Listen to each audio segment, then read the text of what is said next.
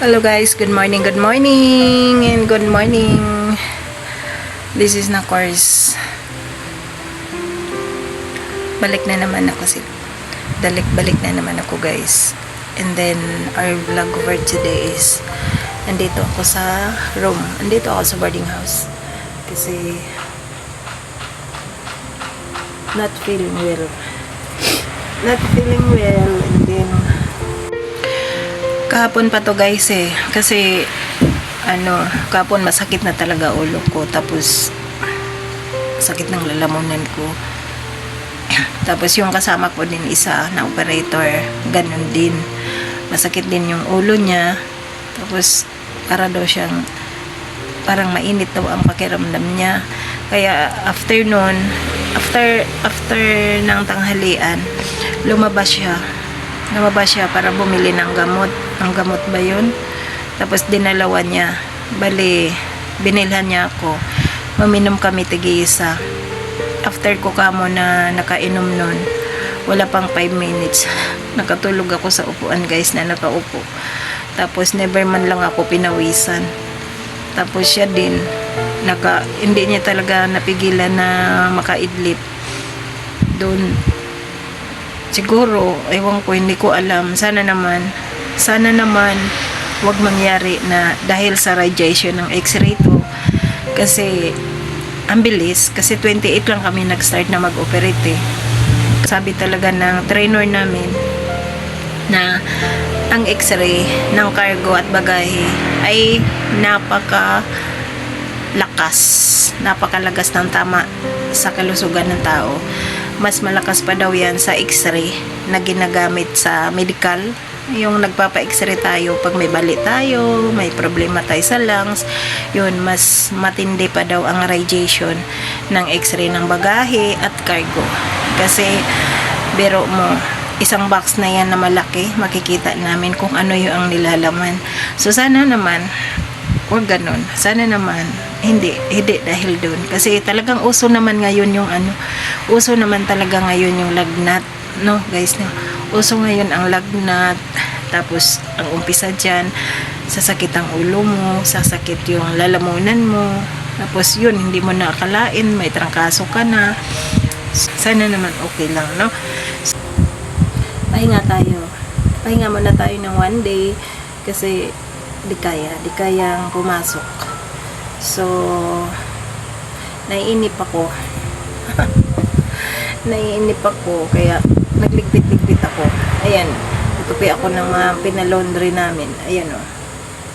Ayan guys, bali pinalaundry ko yan.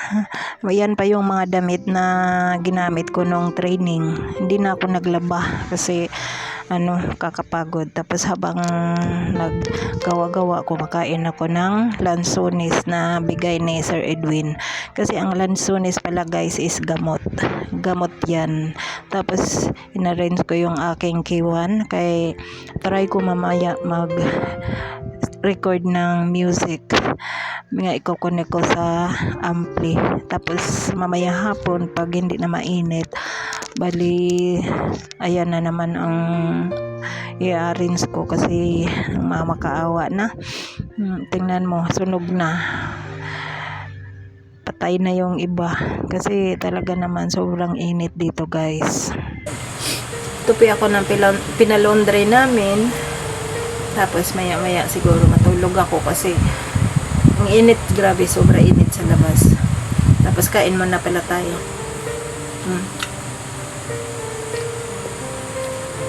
Bigay sa akin to ng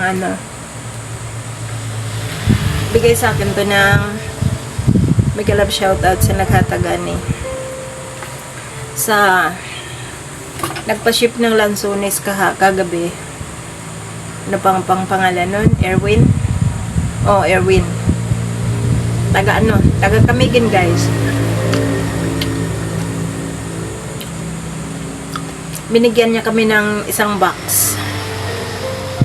Pinaghati-hatian namin yung mga kasama namin ng mga loader, mga cargo agent at yung mga x-ray operator. Bali bago ako umuwi, nanghingi muna ako ng ganyan. Kasi Anong oras ba ako umuwi kagabi? 5:30 yata.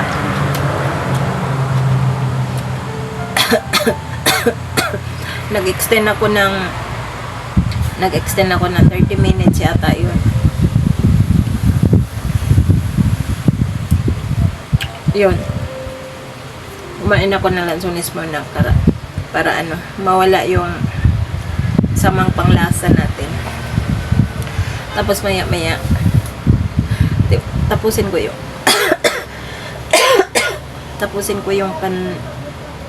tapusin ko yung pagligpit ko ng mga damit. Tapos maidlip. Tapos pag mamaya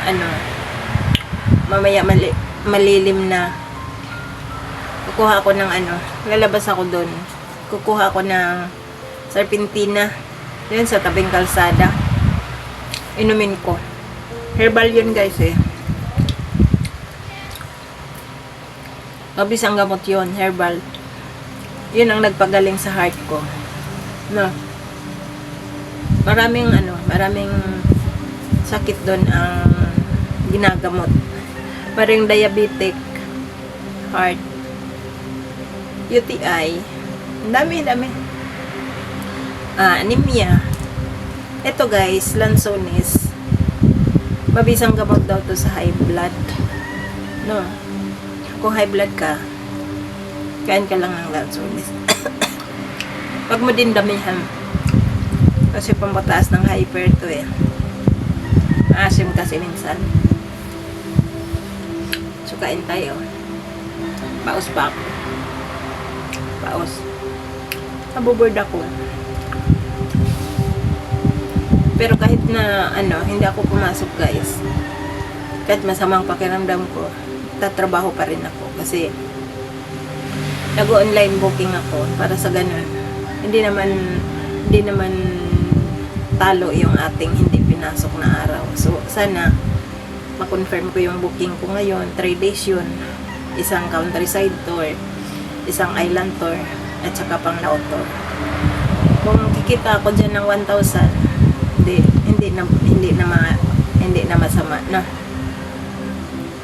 So, again, dito lang tayo. Rest day na course. Rest day. Board. Ang board pala pag walang trabaho. Ang board bag. Masanay ka magtrabaho. No.